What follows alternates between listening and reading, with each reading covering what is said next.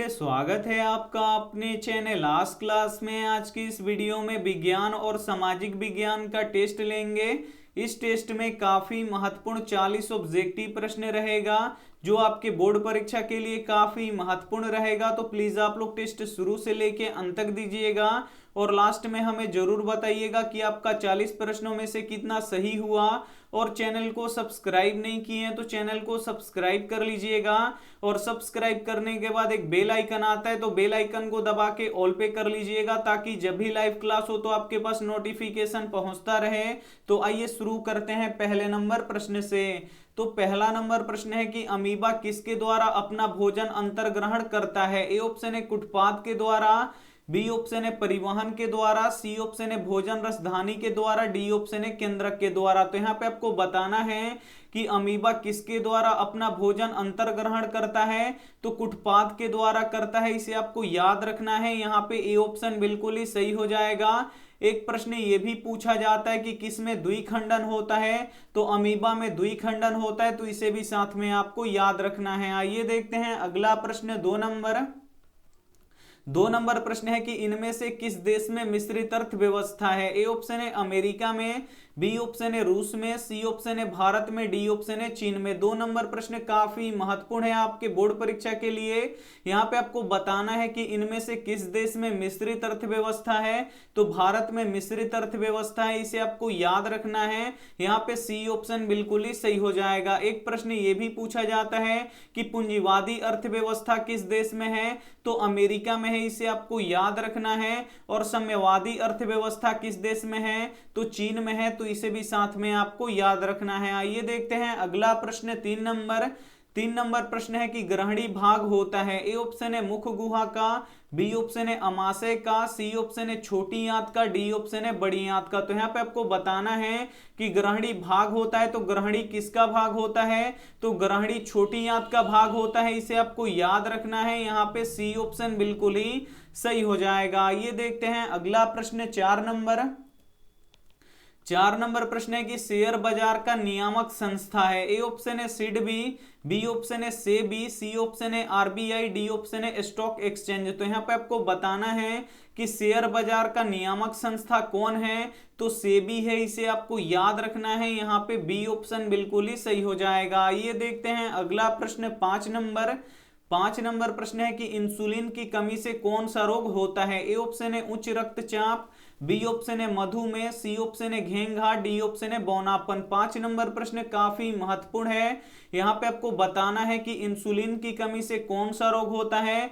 तो मधुमेह रोग होता है, इसे आपको याद रखना है। यहाँ पे बी ऑप्शन बिल्कुल ही सही हो जाएगा। एक प्रश्न ये भी पूछा जाता है कि आयोडीन की कमी से कौन सा रोग होता है। तो आयोडीन की कमी से घेंघा रोग होता है, तो इसे भी साथ में आपको याद रखना है। काफी महत्वपूर्ण 40 ऑब्जेक्टिव प्रश्न है। तो प्लीज आप लोग टेस्ट शुरू से लेके अंत तक दीजिएगा और लास्ट में हमें जरूर बताइएगा कि इस 40 ऑब्जेक्टिव प्रश्न में से आपका कितना सही हुआ। वीडियो को अभी तक आप लाइक नहीं किए हैं तो प्लीज आप लोग वीडियो को लाइक भी कर दीजिएगा। ये देखते हैं अगला प्रश्न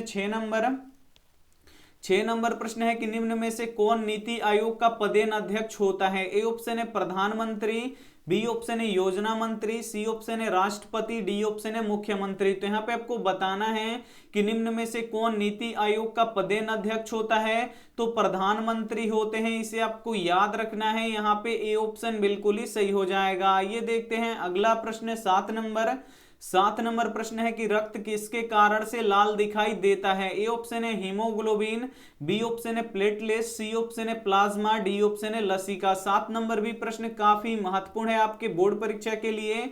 यहाँ पे आपको बताना है कि रक्त किसके कारण से लाल दिखाई देता है। तो हीमोग्लोबिन के कारण से रक्त लाल दिखाई देता है, इसे आपको याद रखना है। यहाँ पे ए ऑप्शन बिल्कुल ही सही हो जाएगा। ये देखते हैं अगला प्रश्न 8 नंबर प्रश्न है कि फूट डालो और राज करो की नीति किसने अपनाई। ए ऑप्शन है अंग्रेजों ने, बी ऑप्शन है व्यवसाय प्रधानों ने, सी ऑप्शन है मुगलों ने, डी ऑप्शन है रजाओं ने। तो यहाँ पे आपको बताना है कि फूट डालो और राज करो की नीति किसने अपनाई थी। तो अंग्रेजों ने अपनाई थी, इसे आपको याद रखना है। यहाँ पे ए ऑप्शन बिल्कुल ही सही हो जाएगा। ये देखते हैं अगला प्रश्न 9 नंबर प्रश्न है कि वे पदार्थ जो जैव प्रक्रम द्वारा अपघटित हो जाते हैं तो उसे क्या कहते हैं? ए ऑप्शन है जैव निम्नकरणीय, बी ऑप्शन है अजैव निम्नकरणीय, सी ऑप्शन है अक्रिय, डी ऑप्शन है पर्यावरण। तो यहाँ पे आपको बताना है कि वे पदार्थ जो जैव प्रक्रम द्वारा अपघटित हो जाते हैं तो उसे क्या कहते हैं? तो उसे जैव निम्नकरणीय कहते हैं। इसे आपको याद रखना है। यहाँ पे ए ऑप्शन बिल्कुल ही सही हो जाएगा। और अजैव निम्नकरणीय किसे कहते हैं? तो वे पदार्थ जो जैव प्रक्रम द्वारा अपघटित नहीं होते हैं तो उसे अजैव निम्नकरणीय कहते हैं। तो इन दोनों को ही आपको याद रखना है। आइए देखते हैं अगला प्रश्न 10 नंबर। 10 नंबर प्रश्न है कि राष्ट्रीय आय का अनुमान सबसे पहले किसने लगाया? ए ऑप्शन है महात्मा गांधी जी ने, बी ऑप्शन है नेहरू जी ने, सी ऑप्शन है राजेंद्र प्रसाद ने, डी ऑप्शन है दादा भाई नौरोजी जी ने। तो यहाँ पे आपको बताना है कि राष्ट्रीय आय का अनुमान सबसे पहले किसने लगाया? तो दादा भाई नौरोजी ने लगाया। इसे आपको याद रखना है। यहाँ पे डी ऑप्शन बिल्कुल ही सही हो जाएगा। ये देखते हैं अगला प्रश्न 11 नंबर। 11 नंबर प्रश्न है कि यूरो 2 का संबंध किससे है? ए ऑप्शन है वायु प्रदूषण से, बी ऑप्शन है जल प्रदूषण से, सी ऑप्शन है मृदा प्रदूषण से, डी ऑप्शन है कोई नहीं। तो 11 नंबर प्रश्न काफी महत्वपूर्ण है आपके बोर्ड परीक्षा के लिए कि यूरो 2 का संबंध किससे है? तो वायु प्रदूषण से है। इसे आपको याद रखना है। यहाँ पे ए ऑप्शन बिल्कुल ही सही हो जाएगा। ये देखते हैं अगला प्रश्न 12 नंबर।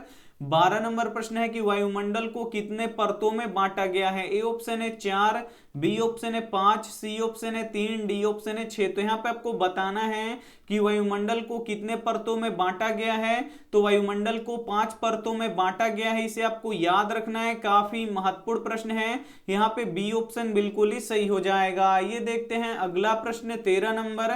13 नंबर प्रश्न है कि भारतीय रिजर्व बैंक की स्थापना कब हुई थी? ए ऑप्शन है 1934 में, बी ऑप्शन है 1935 में, सी ऑप्शन है 1948 में, डी ऑप्शन है 1951 में। 13 नंबर प्रश्न काफी महत्वपूर्ण है आपके बोर्ड परीक्षा के लिए कि भारतीय रिजर्व बैंक की स्थापना कब हुई थी? तो 1935 ईस्वी में हुई थी। इसे आपको याद रखना है। यहाँ पे बी ऑप्शन बिल्कुल ही सही हो जाएगा। ये देखते हैं अगला प्रश्न 14 नंबर। 14 नंबर प्रश्न है कि पौधों में टैनिन कहाँ संचित रहता है? ए ऑप्शन है पत्तियों में, बी ऑप्शन है छालों में, सी ऑप्शन है जड़ में, डी ऑप्शन है फूल में। तो यहाँ पे आपको बताना है कि पौधों में टैनिन कहाँ संचित रहता है? तो छालों में संचित रहता है। इसे आपको याद रखना है। यहाँ पे बी ऑप्शन बिल्कुल ही सही हो जाएगा। और टैनिन क्या होता है? तो ये पेड़ पौधों का उत्सर्जी पदार्थ होता है। तो इसे भी साथ में आपको याद रखना है। आइए देखते हैं अगला प्रश्न 15 नंबर। 15 नंबर प्रश्न है कि भारत का केंद्रीय बैंक कौन सा है? ए ऑप्शन है reserve bank of India, B option है क्षेत्रीय ग्रामीण बैंक, सी ऑप्शन है state bank of India, D option है पंजाब नेशनल बैंक। तो यहाँ पे आपको बताना है कि भारत का केंद्रीय बैंक कौन सा है? तो रिजर्व बैंक ऑफ इंडिया है। इसे आपको याद रखना है। यहाँ पे ए ऑप्शन बिल्कुल ही सही हो जाएगा। एक प्रश्न ये भी पूछा जाता है कि रिजर्व बैंक ऑफ इंडिया का मुख्यालय कहाँ है? तो मुंबई में है। तो इसे भी साथ में आपको याद रखना है। काफी महत्वपूर्ण 40 ऑब्जेक्टिव प्रश्न है। तो प्लीज आप लोग टेस्ट शुरू से लेके अंत तक दीजिएगा। और वीडियो को लाइक नहीं किए हैं तो प्लीज आप लोग वीडियो को लाइक भी कर दीजिएगा। ये देखते हैं अगला प्रश्न 16 नंबर। 16 नंबर प्रश्न है कि आकाश का नीला रंग होने का कारण है? ए ऑप्शन है प्रकाश का परावर्तन, बी ऑप्शन है प्रकाश का अपवर्तन, सी ऑप्शन है प्रकाश का प्रकीर्णन, डी ऑप्शन है प्रकाश का वर्णविक्षेपण। तो यहाँ पे आपको बताना है कि आकाश का नीला रंग होने का क्या कारण है? तो आकाश का नीला रंग होने का कारण है प्रकाश का प्रकीर्णन। इसे आपको याद रखना है। यहाँ पे सी ऑप्शन बिल्कुल ही सही हो जाएगा। ये देखते हैं अगला प्रश्न 17 नंबर। 17 नंबर प्रश्न है कि नरेगा एक कार्यक्रम है। ए ऑप्शन है जिला स्तर का, बी ऑप्शन है राष्ट्रीय स्तर का, सी ऑप्शन है प्रांतीय स्तर का, डी ऑप्शन है विश्व स्तर का। तो यहाँ पे आपको बताना है कि नरेगा एक कार्यक्रम है। तो नरेगा एक राष्ट्रीय स्तर का कार्यक्रम है। इसे आपको याद रखना है। इसमें नरेगा में 100 दिनों के लिए मजदूरों को काम मिलता है। तो ये भी साथ में आपको याद रखना है। तो यहाँ पे बी ऑप्शन बिल्कुल ही सही हो जाएगा। ये देखते हैं अगला प्रश्न 18 नंबर।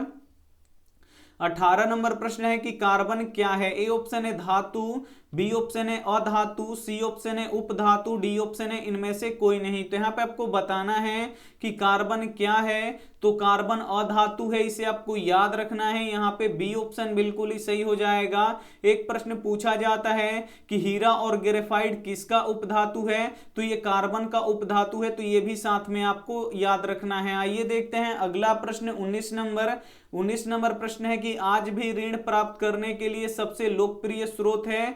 ए ऑप्शन है बैंक, बी ऑप्शन है रिश्तेदार, सी ऑप्शन है महाजन, डी ऑप्शन है घर वाले। काफी महत्वपूर्ण प्रश्न है 19 नंबर।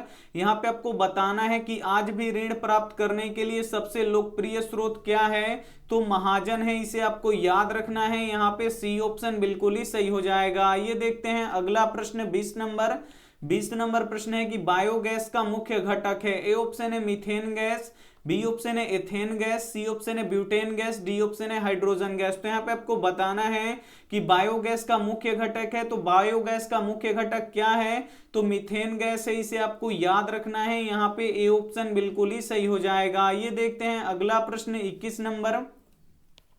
21 नंबर प्रश्न है कि रूस की मुद्रा है। ए ऑप्शन है रूबल, बी ऑप्शन है डॉलर, सी ऑप्शन है रियाल, डी ऑप्शन है पौंड। तो यहाँ पे आपको बताना है कि रूस की मुद्रा क्या है, तो रूस की मुद्रा रूबल है, इसे आपको याद रखना है। यहाँ पे ए ऑप्शन बिल्कुल ही सही हो जाएगा। ये देखते हैं अगला प्रश्न 22 नंबर प्रश्न है कि क्लोरोफिल वर्णक का रंग होता है। ए ऑप्शन है हरा, बी ऑप्शन है लाल, सी ऑप्शन है नीला, डी ऑप्शन है काला। तो यहाँ पे आपको बताना है कि क्लोरोफिल वर्णक का रंग होता है, तो क्लोरोफिल वर्णक का रंग कैसा होता है, तो हरा होता है, इसे आपको याद रखना है। यहाँ पे ए ऑप्शन बिल्कुल ही सही हो जाएगा। एक प्रश्न ये भी पूछा जाता है कि पेड़ पौधों की जो पत्तियां होती हैं वो हरी किस कारण से दिखाई देती हैं, तो क्लोरोफिल के कारण से दिखाई देती हैं, तो इसे भी साथ में आपको याद रखना है। आइए देखते हैं अगला प्रश्न 23 नंबर प्रश्न है कि मलबे के नीचे दबे हुए लोगों को पता लगाने के लिए किस यंत्र की मदद ली जाती है। ए ऑप्शन है दूरबीन का, बी ऑप्शन है इंफ्रारेड कैमरे का, सी ऑप्शन है हेलीकॉप्टरों का, डी ऑप्शन है टेलीस्कोप का। तो यहाँ पे आपको बताना है कि मलबे के नीचे दबे हुए लोगों को पता लगाने के लिए किस यंत्र की मदद ली जाती है, तो इंफ्रारेड कैमरे की मदद ली जाती है, इसे आपको याद रखना है। यहाँ पे बी ऑप्शन बिल्कुल ही सही हो जाएगा। आइए देखते हैं अगला प्रश्न 24 नंबर प्रश्न है कि ताजे दूध का पीएच मान होता है। काफी महत्वपूर्ण प्रश्न है ये आपके बोर्ड परीक्षा के लिए कि ताजे दूध का पीएच मान होता है। ए ऑप्शन है 4, बी ऑप्शन है 5, सी ऑप्शन है 8, डी ऑप्शन है 6। तो यहाँ पे आपको बताना है कि ताजे दूध का पीएच मान कितना होता है, तो 6 होता है, इसे आपको याद रखना है। यहाँ पे डी ऑप्शन बिल्कुल ही सही हो जाएगा। ये देखते हैं अगला प्रश्न 25 नंबर प्रश्न है कि निम्न में से कौन सा राज्य सूखे से सर्वाधिक ग्रस्त है। ए ऑप्शन है पंजाब, बी ऑप्शन है उत्तराखंड, सी ऑप्शन है राजस्थान, डी ऑप्शन है बिहार। तो यहाँ पे आपको बताना है कि निम्न में से कौन सा राज्य सूखे से सर्वाधिक ग्रस्त है, तो राजस्थान सूखे से सर्वाधिक ग्रस्त है, इसे आपको याद रखना है। यहाँ पे सी ऑप्शन बिल्कुल ही सही हो जाएगा। आइए देखते हैं अगला प्रश्न 26 नंबर प्रश्न है कि लेंस की क्षमता निकालने का सूत्र है। ए ऑप्शन है P बराबर F, बी ऑप्शन है P बराबर 1/F, सी ऑप्शन है F बराबर 1/P, डी ऑप्शन है इनमें से कोई नहीं। तो यहाँ पे आपको बताना है कि लेंस की क्षमता निकालने का सूत्र क्या होता है, तो P बराबर 1/F होता है, इसे आपको याद रखना है। यहाँ पे बी ऑप्शन बिल्कुल ही सही हो जाएगा। एक प्रश्न ये भी पूछा जाता है कि लेंस की क्षमता का एसआई मात्रक क्या होता है, तो लेंस की क्षमता का एसआई मात्रक डायोप्टर होता है, तो इसे आपको याद रखना है। आइए देखते हैं अगला प्रश्न 27 नंबर प्रश्न है कि इनमें से कौन विनाशकारी आपदा है। ए ऑप्शन है भूस्खलन, बी ऑप्शन है सुनामी, सी ऑप्शन है बाढ़, डी ऑप्शन है भूकंप। तो यहाँ पे आपको बताना है कि इनमें से कौन विनाशकारी आपदा है, तो जो यहाँ पे देखिए जो भूकंप होता है ये सबसे विनाशकारी आपदा होता है, इसे आपको याद रखना है। यहाँ पे डी ऑप्शन बिल्कुल ही सही हो जाएगा। आइए देखते हैं अगला प्रश्न 28 नंबर प्रश्न है कि अष्टक नियम के प्रतिपादक कौन थे। ए ऑप्शन है डाल्टन, बी ऑप्शन है डोब्रेनर, सी ऑप्शन है मेंडल, डी ऑप्शन है न्यूलैंड्स। तो यहाँ पे आपको बताना है कि अष्टक नियम के प्रतिपादक कौन थे, तो न्यूलैंड्स थे, इसे आपको याद रखना है। यहाँ पे डी ऑप्शन बिल्कुल ही सही हो जाएगा। काफी महत्वपूर्ण 40 ऑब्जेक्टिव प्रश्न है, तो प्लीज आप लोग टेस्ट शुरू से लेके अंत तक दीजिएगा और लास्ट में हमें जरूर बताइएगा कि आपका 40 प्रश्नों में से कितना सही हुआ। और वीडियो को लाइक नहीं किए तो प्लीज आप लोग वीडियो को लाइक भी कर दीजिएगा। आइए देखते हैं अगला प्रश्न 29 नंबर प्रश्न है कि गोंडवाना समूह में किसका निर्माण हुआ था। ए ऑप्शन है सोना का, बी ऑप्शन है हीरा का, सी ऑप्शन है कोयला का, डी ऑप्शन है चांदी का। तो यहाँ पे आपको बताना है कि गोंडवाना समूह में किसका निर्माण हुआ था, तो कोयले का निर्माण हुआ था, इसे आपको याद रखना है। यहाँ पे सी ऑप्शन बिल्कुल ही सही हो जाएगा। एक प्रश्न ये भी पूछा जाता है कि कोयले कितने प्रकार के होते हैं, तो कोयले 4 प्रकार के होते हैं, तो इसे भी साथ में आपको याद रखना है। आइए देखते हैं अगला प्रश्न 30 नंबर प्रश्न है कि प्राकृतिक में पाए जाने वाली सबसे कठोर पदार्थ है। ए ऑप्शन है सोना, बी ऑप्शन है चांदी, सी ऑप्शन है लोहा, डी ऑप्शन है हीरा। तो यहाँ पे आपको बताना है कि प्राकृतिक में पाई जाने वाली सबसे कठोर पदार्थ कौन सा है, तो हीरा है, इसे आपको याद रखना है। काफी महत्वपूर्ण प्रश्न है, यहाँ पे डी ऑप्शन बिल्कुल ही सही हो जाएगा। ये देखते हैं अगला प्रश्न 31 नंबर प्रश्न है कि दूध के उत्पादन में लाई गई क्रांति कौन सी है। ए ऑप्शन है हरित क्रांति, बी ऑप्शन है श्वेत क्रांति, सी ऑप्शन है पीली क्रांति, डी ऑप्शन है लाल क्रांति। तो यहाँ पे आपको बताना है कि दूध के उत्पादन में लाई गई क्रांति कौन सी है, तो श्वेत क्रांति है, इसे आपको याद रखना है। यहाँ पे बी ऑप्शन बिल्कुल ही सही हो जाएगा। ये देखते हैं अगला प्रश्न 32 नंबर प्रश्न है कि अवायवीय श्वसन कोशिका के किस भाग में होता है। ए ऑप्शन है कोशिका द्रव में, बी ऑप्शन है कोशिका झिल्ली में, सी ऑप्शन है राइबोसोम में, डी ऑप्शन है केंद्रक में। तो यहाँ पे आपको बताना है कि अवायवीय श्वसन कोशिका के किस भाग में होता है, तो कोशिका द्रव में होता है, इसे आपको याद रखना है। यहाँ पे ए ऑप्शन बिल्कुल ही सही हो जाएगा। ये देखते हैं अगला प्रश्न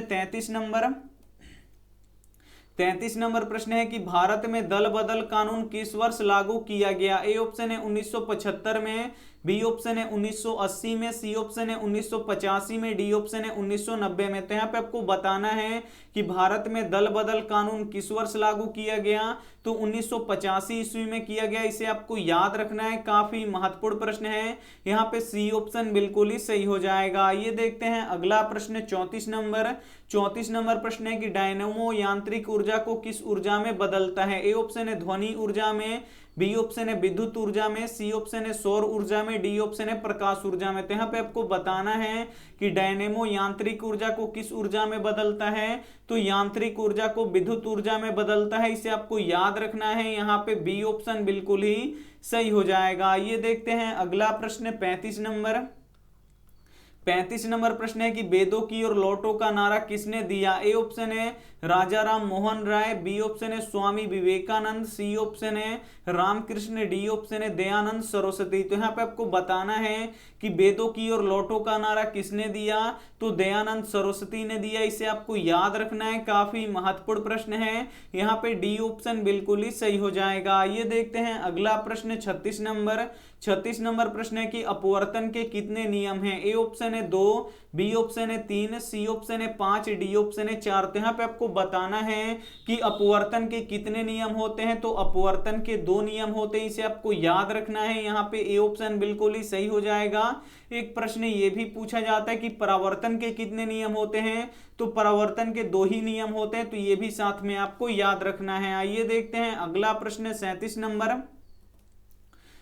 नंबर प्रश्न है कि लखनऊ समझौता किस वर्ष हुआ। ए ऑप्शन है 1916 में, बी ऑप्शन है 1918 में, सी ऑप्शन है 1920 में, डी ऑप्शन है 1922 में। तो यहाँ पे आपको बताना है कि लखनऊ समझौता किस वर्ष हुआ, तो लखनऊ समझौता 1916 ईस्वी में हुआ, इसे आपको याद रखना है। यहाँ पे ए ऑप्शन बिल्कुल ही सही हो जाएगा। आइए देखते हैं अगला प्रश्न 38 नंबर प्रश्न है कि रक्त का पीएच मान होता है। यहाँ पे आपको बताना है कि रक्त का पीएच मान कितना होता है। ए ऑप्शन है 5, बी ऑप्शन है 3, सी ऑप्शन है 7.4, डी ऑप्शन है 6। तो यहाँ पे आपको बताना है कि रक्त का पीएच मान कितना होता है, तो रक्त का पीएच मान 7.4 होता है, इसे आपको याद रखना है। काफी महत्वपूर्ण प्रश्न है, यहाँ पे सी ऑप्शन बिल्कुल ही सही हो जाएगा। ये देखते हैं अगला प्रश्न 39 39 नंबर प्रश्न है कि हुआ हुआ आंदोलन किस प्रकृति का था? ए ऑप्शन है क्रांतिकारी, बी ऑप्शन है धार्मिक, सी ऑप्शन है सांप्रदायिक, डी ऑप्शन है क्रांतिकारी और धार्मिक दोनों। तो यहाँ पे आपको बताना है